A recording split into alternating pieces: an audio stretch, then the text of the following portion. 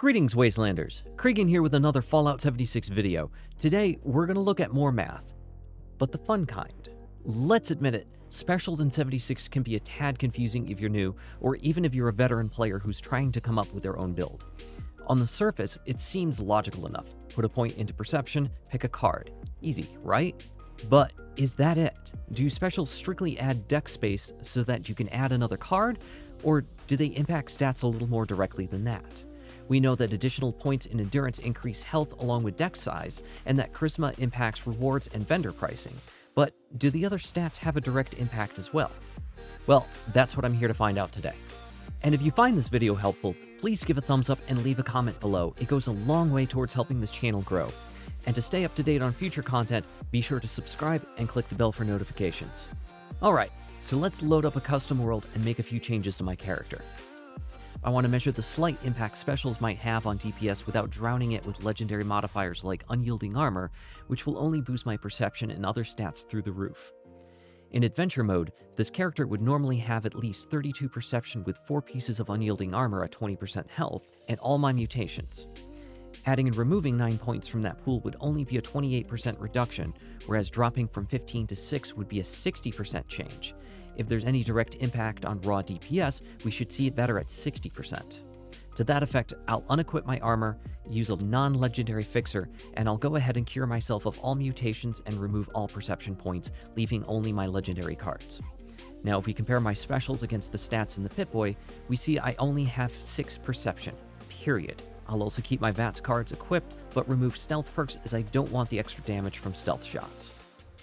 Super mutants are probably a bit much to handle right now, so let's play with the Scorched over at the airport. They should all be level 50 over there, so consistency should be good aside from the odd legendary here and there. I've turned off incoming damage as I'm now completely useless in combat, but the outgoing damage is still set to default. As you can see, non-VATS hits are getting 35 damage, and it takes 7 shots to take this guy down. If I reset the server and switch over to VATS while targeting the torso, it's a little easier to land the shots, because I don't have to aim, and it's still taking 7 shots to take him down.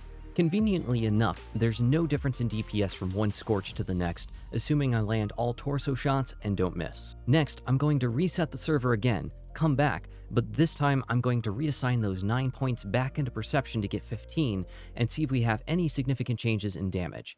I'm not touching the perk cards, this is strictly an increase of 9 perception. And back through the airport we go.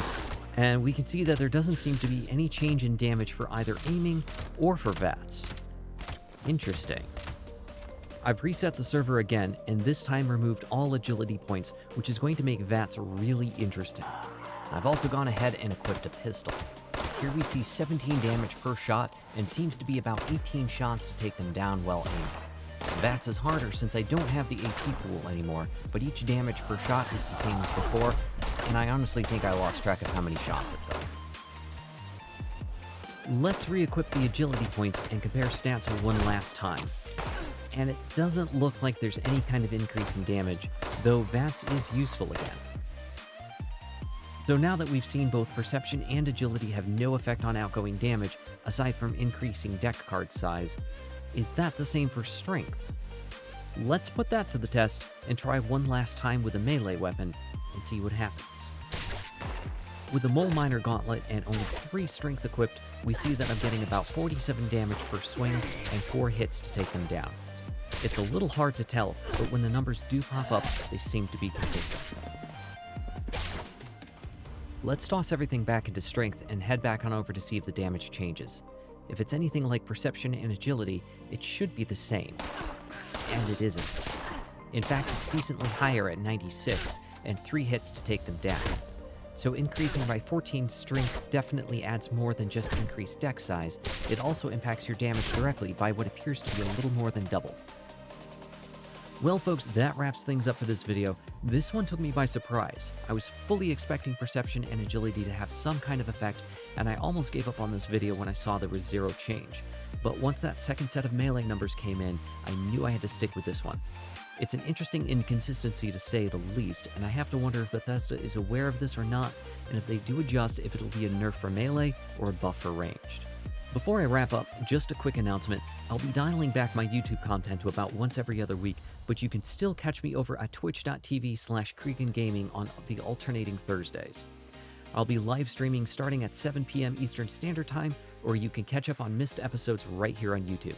I'm Cregen, reminding you to switch back over from your crafting perk loadouts before the super mutants call you puny human again.